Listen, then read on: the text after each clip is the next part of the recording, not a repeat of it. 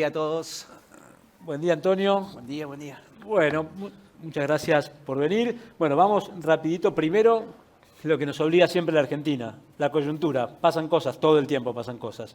¿Cómo los impacta a ustedes específicamente y cómo crees que va a impactar en la Argentina la noticia del día de ayer, el cierre de la canilla de dólares, la restricción para las importaciones?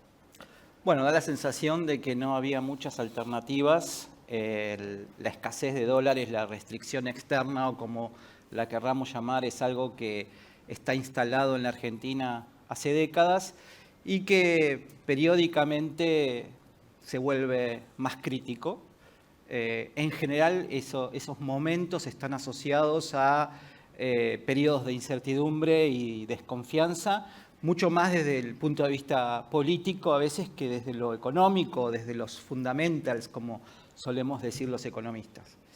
La verdad que en ese contexto, hasta tanto se puedan reconstituir las reservas, sea porque entren algunos préstamos adicionales de algún organismo multilateral o porque entren más liquidación de exportaciones en el segundo semestre, que podría ser algo posible cuando uno evalúa el volumen liquidado en el primer semestre, es menor al de otros primeros semestres. Si bien en dólares no aparece ese efecto porque los precios han sido mucho más altos, daría la impresión que en el segundo semestre podríamos esperar más exportaciones y que el conjunto de esas dos cosas, más esta restricción por algunos meses, le podría permitir al Banco Central fortalecer un poco las reservas y ganar cierto poder de fuego para poder volver en el cuarto trimestre a un periodo de cierta normalidad en el flujo de importaciones.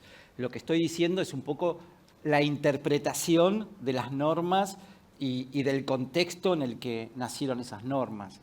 Después, ¿qué grado de éxito eso pueda tener efectivamente en la economía? Creo que va a depender mucho del diálogo político. Mirá, Alex, la economía, no en la Argentina, en el mundo es 20% relacionada con lo que pasa realmente y un 80% con la expectativa de lo que creemos que va a pasar. No hay más que mirar las bolsas en el mundo donde se negocian acciones y títulos y vos querés hacer una correlación entre los valores de capitalización de las empresas y sus balances y no hay ninguna posibilidad de correlacionar nada. Es decir, que cuando compramos una acción es un acto de fe de que realmente ese proceso de crecimiento indefinido y esa expectativa de las empresas de que los mercados van a ser siempre crecientes y de que su participación de mercado va a ser cada vez mejor, es un acto de fe que vos tenés que creer y decir, bueno, esto va a pasar. Y bueno, el gran problema que tenemos en la Argentina es que nos resulta muy difícil construir expectativas positivas. Por eso, fíjate un poco el título, ¿no?, del segmento de hoy, si hay lugar para el optimismo. Yo te diría, en el mediano plazo hay mucho espacio para eso. Y si querés charlamos un rato de a dónde podemos ver esos espacios de optimismo. ¿Cómo se genera un shock de confianza para poder recuperar ese optimismo? ¿Sabés que nos pasa en todos los eventos de Force, en los de industria? Todas las industrias nos dicen, ¿sabés que con esto, cambiando 5 variables, 3 variables, ¿sabés el potencial que tiene nuestra industria? Nos pasa con todas, fintech, real estate, seguros, agro. Entonces estamos al 20% de nuestro potencial. Entonces, ¿la crisis es más política que económica, digamos, en un punto? Bueno, Argentina tiene varios problemas, pero vamos a tratar de centralizar un par relacionados con lo económico, si querés, económico-social. Por un lado es la inflación, ¿no? Tiene una inflación sostenida en el tiempo, en los últimos 50 años, con algunas excepciones, muy alta. Y por otro lado, tiene un nivel de pobreza muy grande, que si no se resuelve puede generar una conflictividad social que sea difícil de gestionar para los políticos y complejo para convivir con los negocios y con las empresas. Entonces, si vos querés resolver este problema, tenés que crecer sostenidamente en el tiempo durante muchos años para que eso genere trabajo, genere bienestar, incluya más gente que hoy está fuera del sistema, dentro del sistema, y por lo tanto la pobreza y la indigencia se reduzcan significativamente. ¿Cuál es el problema que tiene la Argentina para crecer? Tiene una industria, una agroindustria fantástica, muy competitiva, tiene recursos naturales en minería, en litio, en hidrocarburos, tiene recursos humanos que potencialmente pueden generar en la industria del conocimiento, en las ciencias del conocimiento, una enorme capacidad de exportación de servicios. Pero tiene una restricción que hace que, por ejemplo, el año pasado crecimos un 10% y este año las reservas están agotadas. Entonces, daría la sensación que cada vez que Argentina crece más de 2 o 3 puntos en su economía, se le recrudece su restricción externa, su falta de dólares y entra en una crisis como la que estamos viviendo hoy y que hemos vivido recurrentemente. ¿Qué lugar le das al déficit en este marco de análisis? Porque hay una mirada que es, necesitamos crecer más, cuando crecemos nunca alcanzan los dólares, pero la diferencia quizás de visiones macro muchas está puesta en un acento en el gasto del Estado o la prioridad del déficit como una herramienta imprescindible para el crecimiento, y otra acepta que está bien que haya controlar el déficit, pero pone mucho más el acento en crecer a como dé lugar y después vemos. ¿Crees que qué hace falta para que haya un consenso? ¿O crees que es necesario un consenso en términos de con déficit no podemos seguir, no hay camino? Argentina no tiene capacidad de endeudarse porque no tiene credibilidad en los mercados internacionales, porque ha defaulteado consistentemente en varias oportunidades. Nadie le cree, entonces nadie le presta. El nivel de déficit que tiene la Argentina, este año se habla que vamos a tener un 2,5%. El nivel de déficit de la Argentina es perfectamente financiable en cualquier parte del mundo.